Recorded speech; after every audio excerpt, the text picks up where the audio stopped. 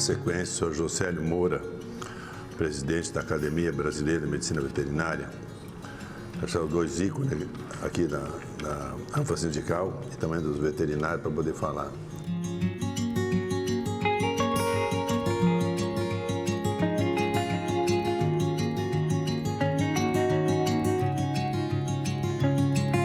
Excelentíssimo senador Luiz Carlos Reis, através do qual eu saúdo toda a mesa e, de um modo especial, também saúdo o ilustre senador, que é médico veterinário, o Wellington Fagundes, que pronunciou antes, está assistindo de forma remota, e também uma saudação especial a um grande lutador, batalhador, que é o senador Zequinha Marinho, extremamente ligado ao agronegócio e que tem uma participação ativa.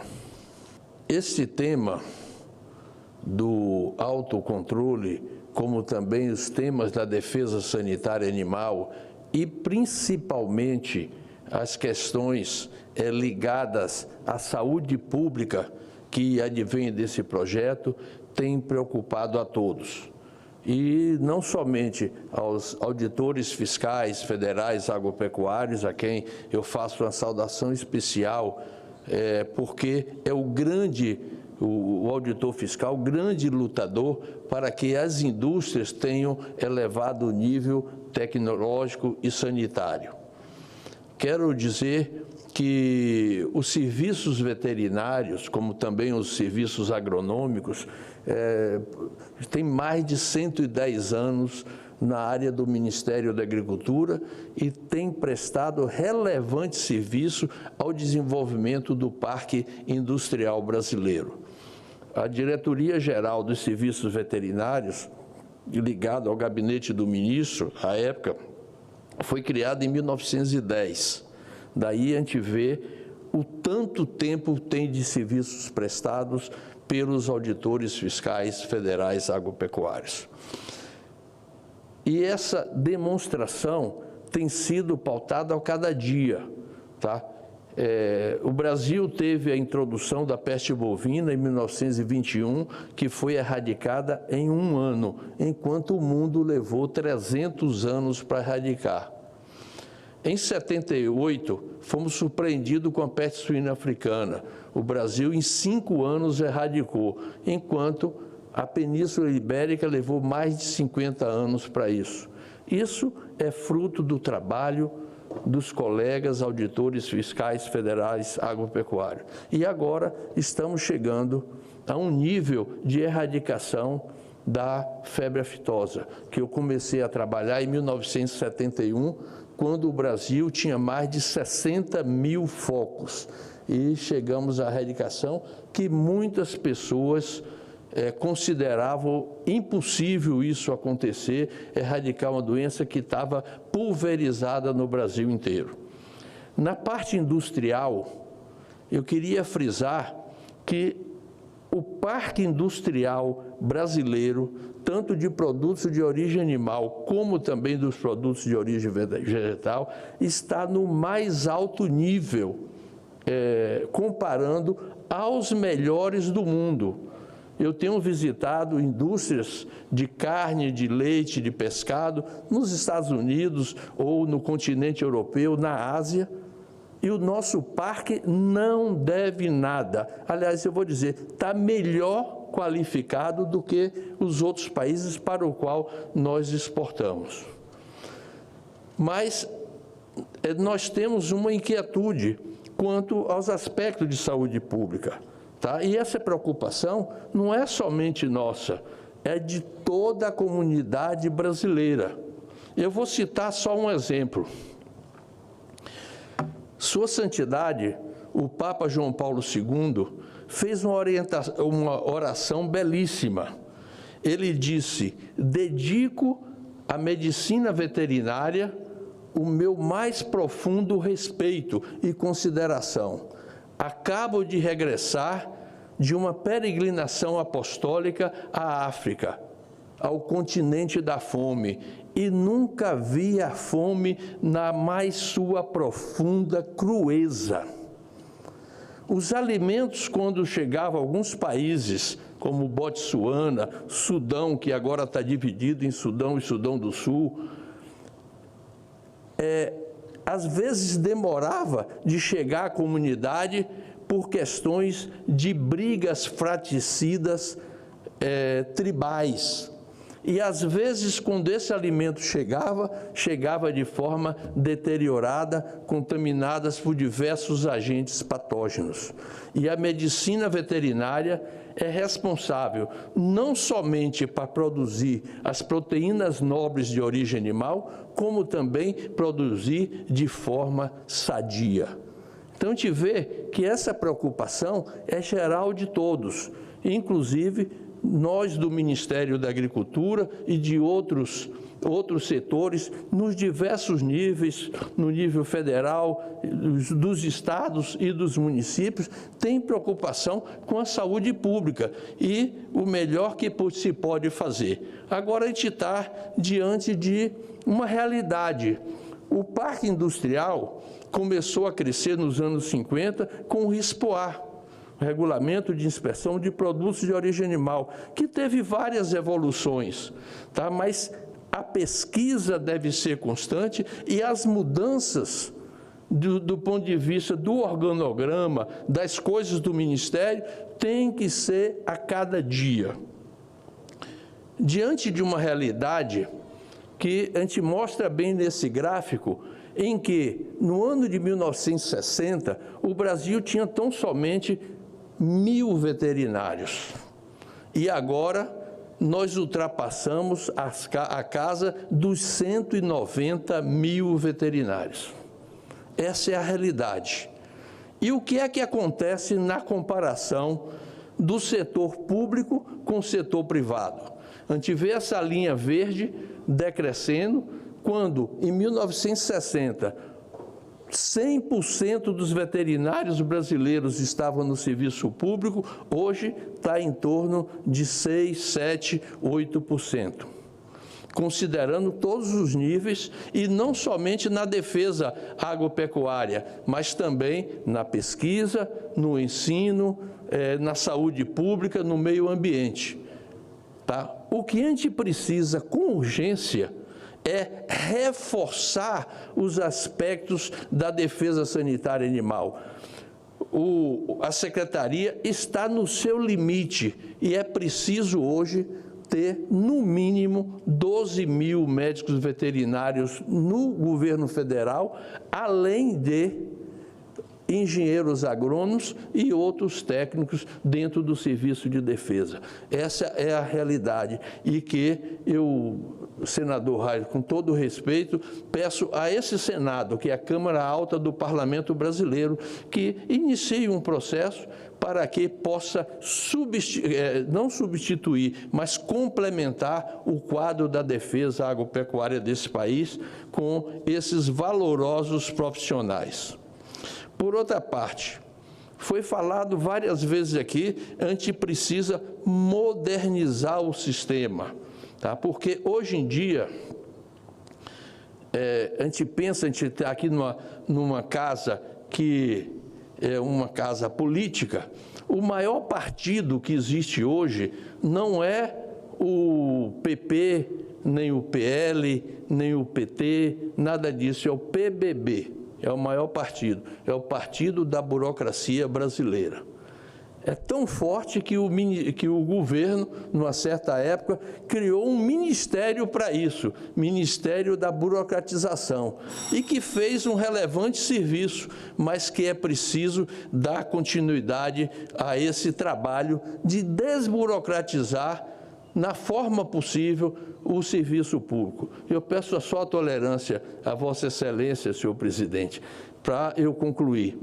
Mas esse tema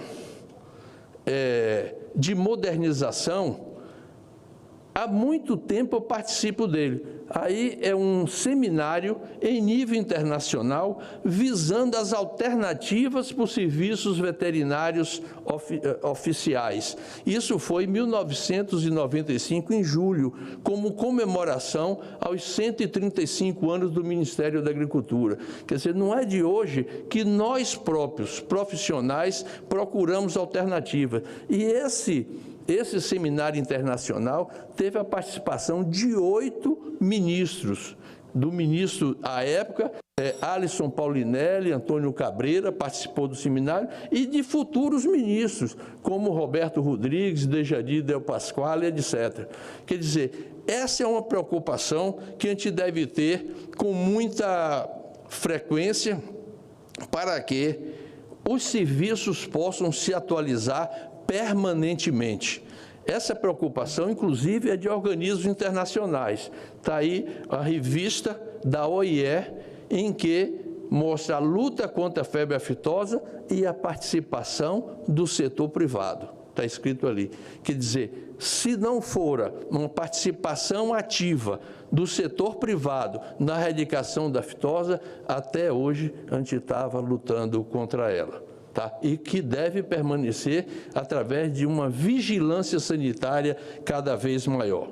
Bom, a gente mostra aí que sem participação do setor privado, nós não vamos muito longe, mas que o Ministério da Agricultura deveria ter um setor, como já teve no passado, que estude permanentemente as mudanças do processo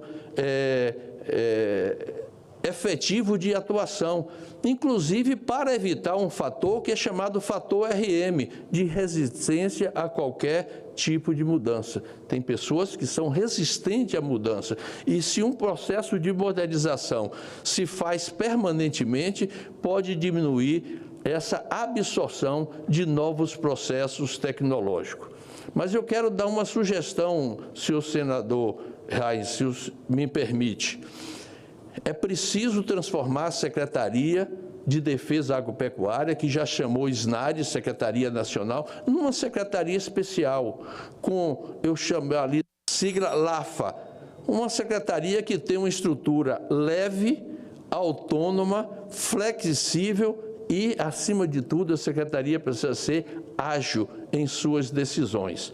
E para evitar algumas coisas que foram faladas aí, é preciso treinamento de pessoal cotidianamente e um processo de educação sanitária, não somente para os produtores rurais, mas também para as indústrias e todo o processo produtivo, transporte, etc., para que se tenha uma consciência mais forte do que seja a defesa sanitária, os processos produtivos, dentro do que preconiza o projeto de lei de autocontrole. Esse projeto é importante como apenas um passo a mais dentro do processo de desenvolvimento das ações de defesa. Muito obrigado, senhor. Obrigado, doutor Josélio. De toda a sua fala, muito importante. O ponto que mais chama atenção é a fome no mundo e a fome no próprio Brasil. Se nós não desburocratizarmos esse processo, cada vez mais gente passa fome no mundo e o Brasil tem uma responsabilidade hoje muito grande, já que hoje mais de 200 países compram produtos brasileiros, das mais diferentes áreas. Então, é um recado importante para nós todos aqui. Agora sim, doutor Josélio, por favor, seus comentários. Duas coisas importantes. Foi mencionado aqui, nesse plenário hoje, sobre algumas inconformidades, principalmente na inspeção estadual e municipal. Isso é possível ter. Agora, isso é resolvido através de um programa de treinamento de pessoal e, acima de tudo, de educação sanitária em todos os níveis. Tá? Isso é importante que aconteça para evitar esse tipo de inconformidades, eu falo, inclusive no abate. Tá? Mas tem coisas extremamente importantes que a gente tem que considerar. O produtor, no passado, era chamado até de fazendeiro. Hoje não. Hoje ele é empresário do agronegócio. Ele quer ver sua empresa crescer e desenvolver do ponto de vista higiênico, sanitário, tecnológico, etc. Ele está, cada dia, incorporando novas tecnologias. Eu lembro que, quando eu comecei a trabalhar, o nível do que hoje é empresário era nível primário. Hoje são todos formados em engenharia, em medicina, em veterinária, em agronomia. Então, são pessoas de alta capacidade empreendedora e que têm na sua atividade a incorporação de tecnologias. Outra, o ministro Paulinelli falou num pronunciamento recente na Fiesp umas coisas importantes, tá? A primeira que ele falou é a desburocratização. Inclusive citou a Embrapa, que é uma empresa que virou burocrata, é produtora de relatórios. Isso tem que ser evitado, inclusive na defesa sanitária.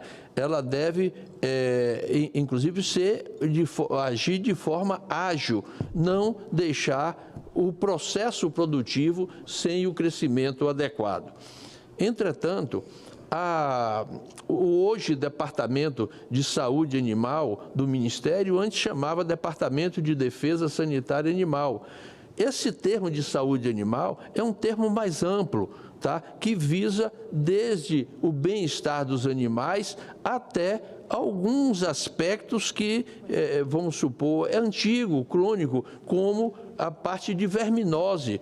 Quer dizer, dos parasitos, ectoparasitos, endoparasitos, hemoparasitos, que deve ser hoje um motivo de preocupação. De preocupação não somente do produtor rural, mas ter uma orientação focada pelo Departamento de Saúde Animal.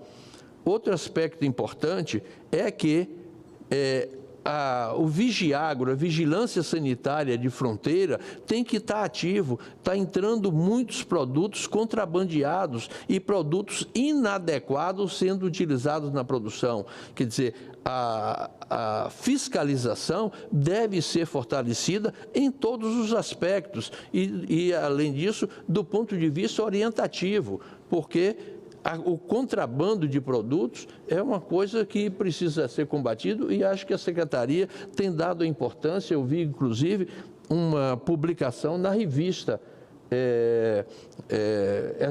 revista da Secretaria de Defesa Agropecuária, em que fala da apreensão de diversos produtos nessa área. Então, combate à verminose, contrabando de insumos agrícolas e pecuários e a utilização de produtos falsificados é uma coisa que tem que estar na ordem do dia.